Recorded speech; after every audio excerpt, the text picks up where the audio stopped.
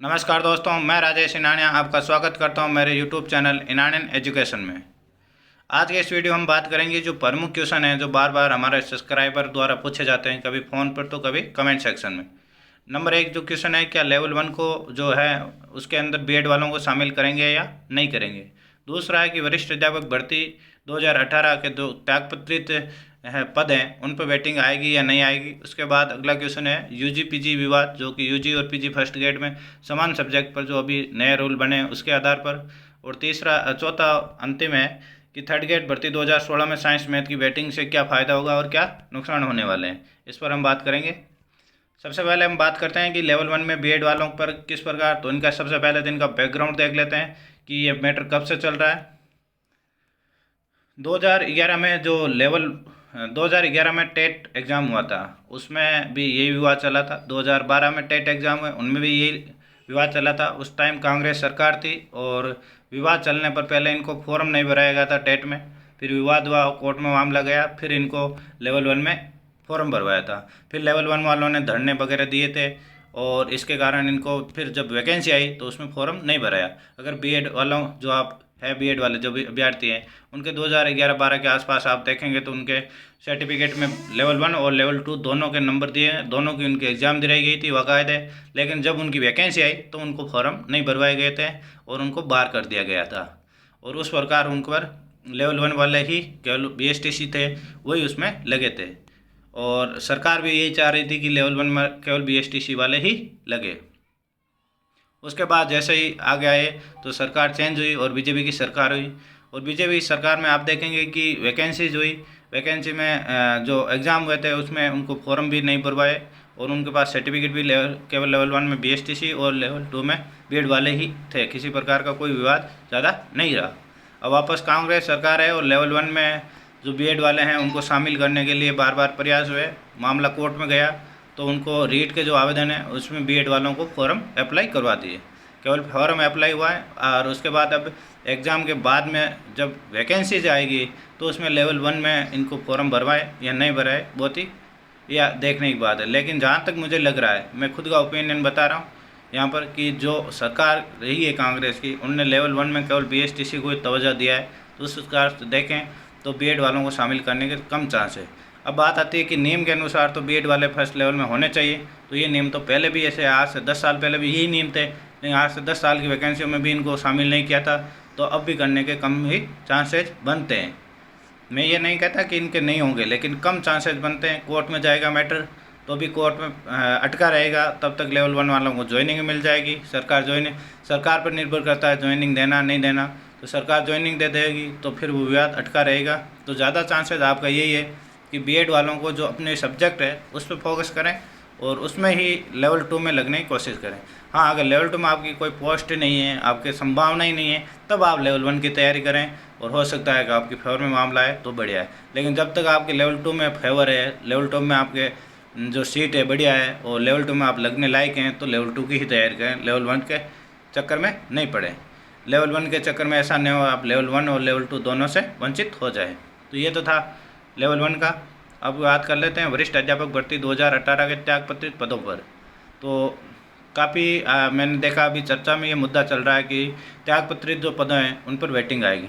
तो मैं बता देता हूँ, त्यागपत्रित का मतलब होता है कि 2018 के जो अभ्यर्थी हैं जो ज्वाइनिंग हो गए उन्हें फिर त्याग देकर उसको छोड़ दिया और छोड़ के वो फर्स्ट ग्रेड में चले गए या कोई और कारण से उन्हें त्याग दे दिया उस पद पर।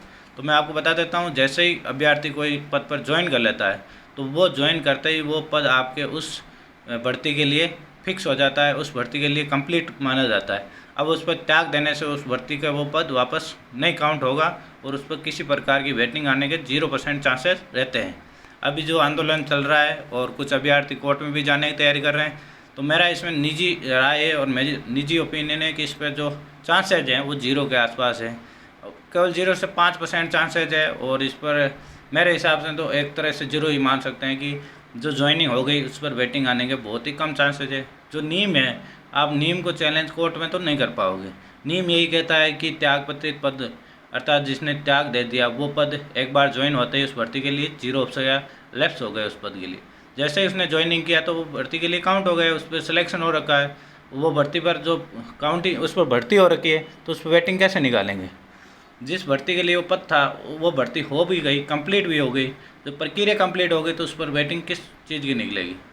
निकलने के चांसेस नहीं, कोर्ट भी इस पर कुछ भी नहीं आपको नहीं देगा। और मेरी निजी राय है कि इस पर कोई भी किसी प्रकार का आपको लाभ नहीं होने वाला। हाँ, अगर पद खाली है, ज्वाइनिंग नहीं की है, उस पद पर वेटिंग आप निकाल सकते हो। अगला है यूजी पीजी विवाद, डिग्री मान्य होगी नहीं होगी। तो अभी इसका चल रहा है लगातार, इसका मैंने 1-2 वीडियो पहले भी बनाया था। और जहाँ तक मेरा मानना है, काफ़ी अभ्यर्थी कह रहे हैं कि ये जैसे नियम लगेगा 2022 में, तो 2022 से पहले वालों को जिनने किया है उनको छूट देंगे। तो जहाँ तक मेरा ख्याल है इसमें छूट नहीं मिलेगा। इसका भी वो मेमोरेंडम बन रहा है और इसकी छूट मिलने की बहुत ही कम चांसेज है, 0% चांसेज इसके हैं। नेक्स्ट यहाँ पर हम देख लेते हैं कि थर्ड ग्रेड 2016 साइंस मैथ की वेटिंग में क्या हो सकता है।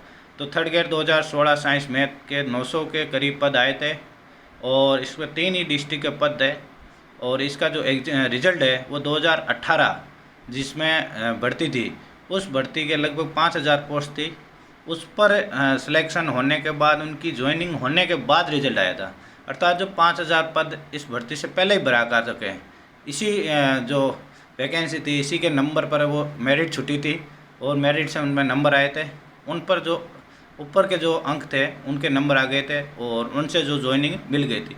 अब इसकी वेटिंग आती है, तो अभ्यर्थियों को अगर इसकी 5 से वेटिंग निकाले या 5 गुना वेटिंग निकाले तो अभ्यर्थियों को फ़ायदा है। अगर आप कोशिश कर रहे हो तो कम से कम इसकी वेटिंग है वो 5 गुना निकालने की कोशिश करें ताकि सिलेक्शन ज़्यादा हो। अगर 1 गुना वेटिंग निकालेंगे उन्हीं पदों पर, जैसे 800 लगभग 75 पद खाली है, अगर 875 पद पर ही वेटिंग निकालोगे आप तो उसमें मुश्किल से 50 अभ्यर्थियों को फ़ायदा होगा, क्योंकि 50 का ही होगा, बाकी का सिलेक्शन पहले से किसी भर्ती में हो रखा है, आगे किसी न किसी भर्ती में सिलेक्शन फिक्स है उनका, तो वो ज्वाइनिंग नहीं करेंगे, उनको कोई फ़ायदा नहीं होगा। केवल वो 50 अभ्यर्थियों को ज्वाइनिंग मिलेगी। तो मेरा मानना है कि इसमें अगर कोशिश कर रहे हो तो कम से कम 5 गुना इसमें वेटिंग निकालने की कोशिश करो, जिससे कि आपको सिलेक्शन हो सके। और भी आपके कोई क्वेश्चन है तो नीचे कमेंट बॉक्स में ज़रूर लिखें। साथ ही साथ नीचे फ़ोन नंबर दिए हुए हैं, एक वीडियो दिया हुआ है, उसमें आप डायरेक्ट मुझे कॉल कर सकते हैं, कोई भी आपके डाउट है डिग्री से संबंधित। और वीडियो अच्छा लगा तो वीडियो को अधिक से अधिक शेयर करें, अपने दोस्तों के साथ शेयर करें। और कहीं आपके यूट्यूब वगैरह या फेसबुक वगैरह जहाँ पर आपकी सोर्स है वहाँ पर इसको ज़रूर शेयर करें।